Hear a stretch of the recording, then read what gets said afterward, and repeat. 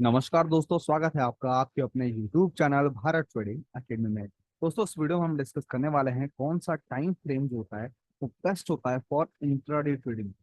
Mostly market में मैंने देखा है इंट्राडे ट्रेडिंग ज्यादा होती है और ट्रेडिंग के लिए लोग टाइम फ्रेम में बहुत उलझे हुए होते हैं कि सर कौन सा टाइम फ्रेम चूज करें जिसमें हमें चार्ट एनालिसिस करने में आसानी हो और हमारी मतलब एनालिसिस मोर एक्यूरेट हो।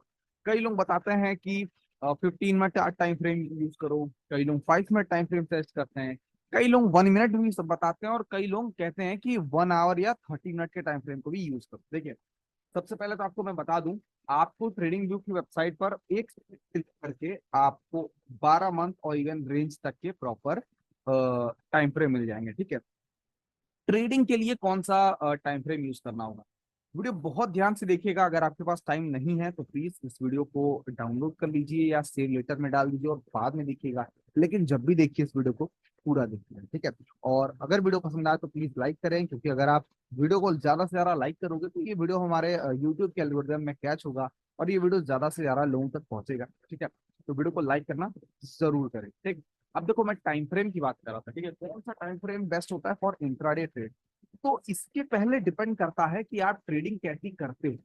क्या मतलब मेरे कहने का, देखिए, इंट्राडे ट्रेडिंग में भी एक होती है स्कैल्पिंग। स्कैल्पिंग में क्या होता है, बेसिकली स्कैल्पिंग में बहुत छोटे छोटे पॉइंट्स कैप्चर किए जाते हैं। ठीक है, एक होता है प्रॉपर आप बड़े मूव, जैसे बैंक निफ्टी में लगभग 250 300 पॉइंट, 200 से 300 पॉइंट मिनिमम कैप्चर करना, ये होता है अगर आप इंट्राडे की मैं बात कर रहा हूँ। ठीक है, और एक होती है स्कैल्पिंग।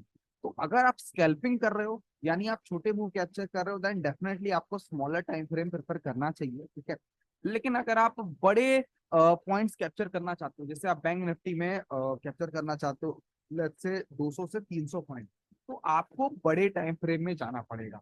अब कितने बड़े टाइम फ्रेम में या कितने छोटे टाइम फ्रेम में, तो ये देखिए स्क्रीन। देखिए, जैसे मैंने यहाँ पे डेली का टाइम फ्रेम लगा रखा है। ठीक है, सबसे पहले मैं शुरुआत करता हूँ, लेट्स से मैं शुरुआत करता हूँ 5 मिनट के टाइम फ्रेम पे, और ये रहा 5 मिनट का टाइम फ्रेम। और मैं सुटेबल लगने के लिए मैं एक बस ये मैं इंडिकेटर लगा देता हूँ। हालांकि इस इंडिकेटर का यहाँ कोई यूज नहीं है, बस मैं, अब देखिए आप यहाँ पे स्क्रीन पर, अब मैंने 5 मिनट का टाइम फ्रेम ओपन कर रखा है। ठीक है, अब 5 मिनट के टाइम फ्रेम में आपको जो प्राइस सेक्शन आपको यहाँ नजर आ रहा है, जो प्राइस सेक्शन नजर आ रहा है, ठीक है, बहुत ध्यान से देखिए इस प्राइस सेक्शन को।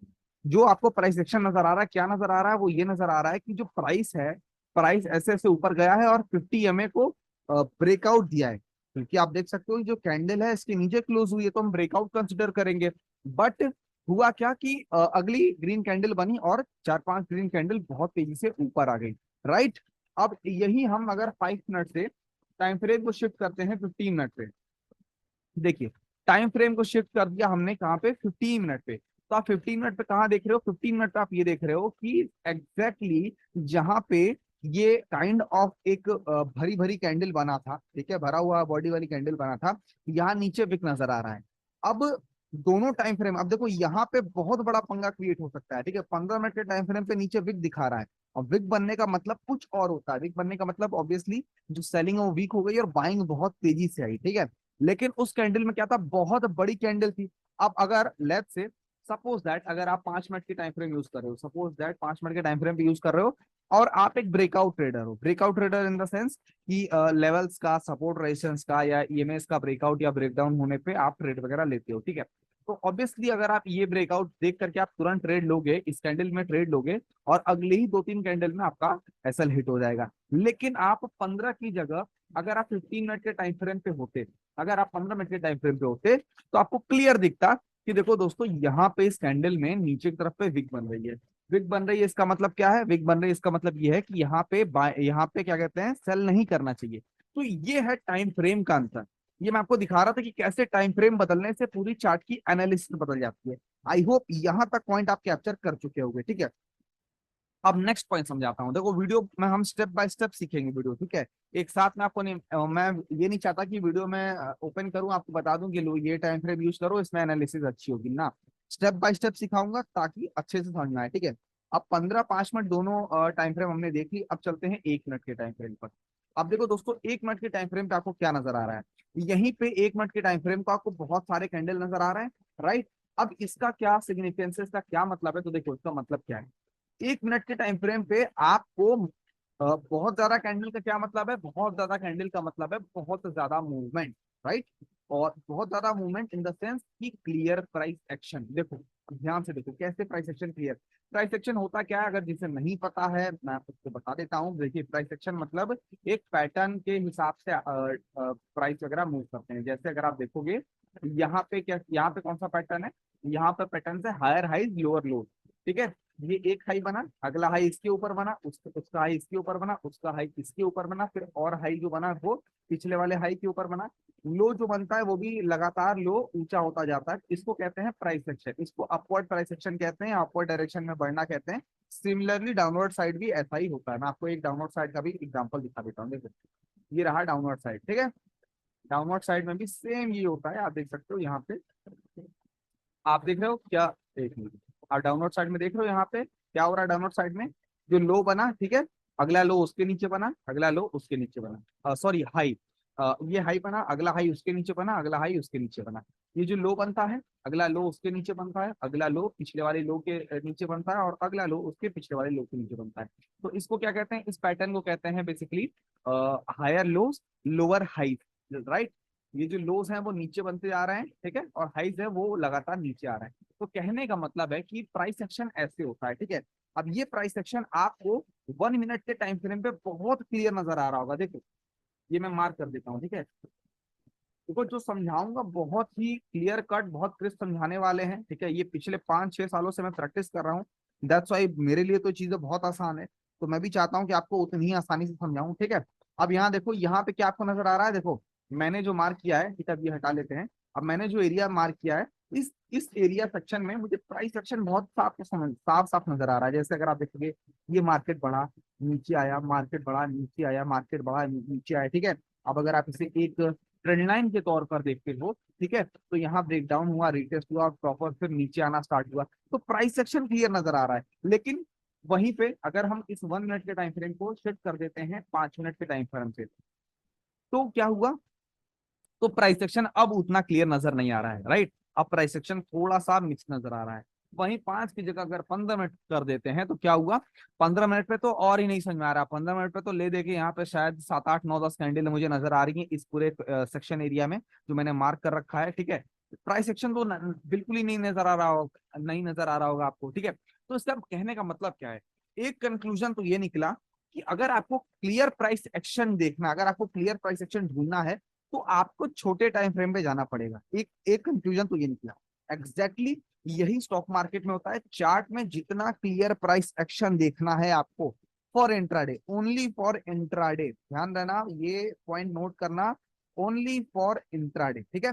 इंट्राडे के लिए जितना क्लियर प्राइस एक्शन आपको देखना है उतना छोटा टाइम फ्रेम होना चाहिए। हो सकता है आप लोगों में से कई व्यूअर्स के मन में क्वेश्चन हो कि सर आपने 1 मिनट का टाइम फ्रेम यूज किया, अगर हम इसे 1 सेकंड के टाइम फ्रेम में यूज करते तो ये तो और छोटा टाइम फ्रेम हो गया, तो क्या हमें और क्लियर प्राइस एक्शन दिखता। यस एग्जैक्टली, आप जितने छोटे प्राइस टाइम फ्रेम में जाओगे उतना क्लियर प्राइस एक्शन दिखेगा। अगर मैं 30 सेकंड यहाँ टाइम चार्ट लगा लूँ, ठीक है, या फिर 15 सेकंड लगा लूँ, या 1 second 2 second, 1 second 5 second 10 second लगा लूँ, तो इसमें मुझे और क्लियर प्राइस एक्शन दिखेगा। तो कहने का मतलब है कि टाइम फ्रेम जितना छोटा होता है उतना प्राइस एक्शन क्लियर होता है, ठीक है।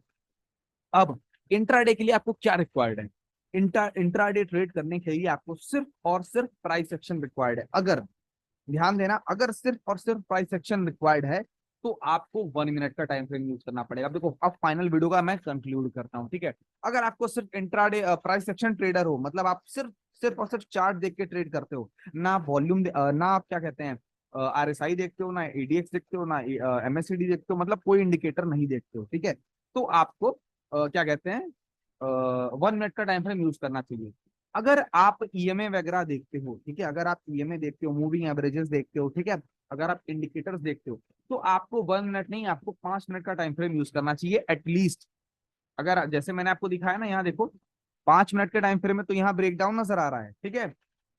वहीं 1 मिनट का टाइम फ्रेम दिखाऊं तो 1 मिनट का टाइम फ्रेम पे यहाँ पे कई सारे ब्रेकडाउन ब्रेकआउट ब्रेकडाउन ब्रेकडाउन, मतलब ना जाने। आप ये देखो, यहाँ पे देखो ये ब्रेकआउट हुआ, ये नीचे ब्रेकडाउन हुआ, फिर ये ब्रेकआउट हुआ, फिर ब्रेकडाउन, फिर ब्रेकआउट हुआ। तो मैं कहने का मतलब है कि 1 मिनट के टाइम फ्रेम पे मूविंग एवरेजेस वगैरह उतने बढ़िया वर्क नहीं करते हैं जितना 5 मिनट के टाइम फ्रेम पे करते हैं, ठीक है। वहीं 5 की जगह 15 कर लोगे तो मूविंग एवरेज और अच्छा वर्क करेगा, लेकिन मूविंग एवरेज के ब्रेकआउट काफी देर देर में मिलेंगे। जैसे अगर आप देखोगे ये एक ब्रेकआउट है तो मार्केट सीधे इतना ऊपर गिर गया, ऊपर चला गया। ये एक ब्रेक डाउन है तो मार्केट इतना नीचे आया।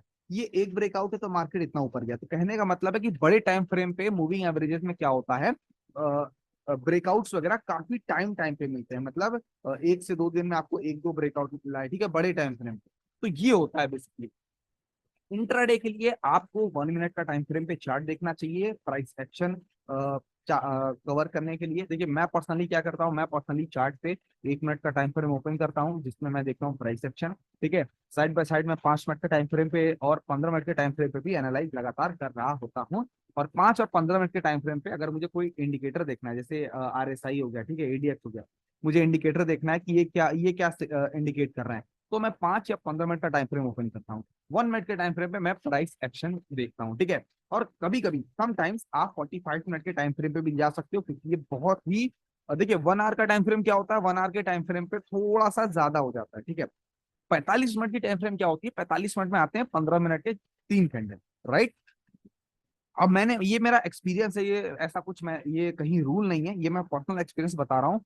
जब भी मैंने 45 मिनट के टाइम फ्रेम को देखा है, ठीक है, अब 45 मिनट के टाइम फ्रेम पे लगाओगे तो होगा क्या बेसिकली, इंट्राडे तो मूव कैप्चर करना, मतलब देखिए इंट्राडे का मूव तो 1 मिनट, 5 मिनट और 15 मिनट में ही कैप्चर होता है, ठीक है। लेकिन 45 मिनट के टाइम फ्रेम पे जो भी इंट्राडे ट्रेड है आपकी, उसका क्या मिलता है आपको, उसका मिलता है आपको बेसिकली क्या कह सकते हो, श्योरिटी। समझ रहे हो, मतलब कंफर्मेशन मिलता है। जैसे फॉर एन एग्जांपल अगर आप देखोगे, जैसे मैं इस दिन की मैं 27 तारीख का मैं आपको घटना बताता हूँ, ठीक है। 27 तारीख को क्या हुआ आप देख सकते हो, किस तरह से 45 मिनट के टाइम फ्रेम पे यहाँ पे ब्रेकआउट हुआ, राइट। आप देख रहे हो, मैं चार्ट को थोड़ा और जूम कर लेता हूँ, रुक जाइए, ये देखिए,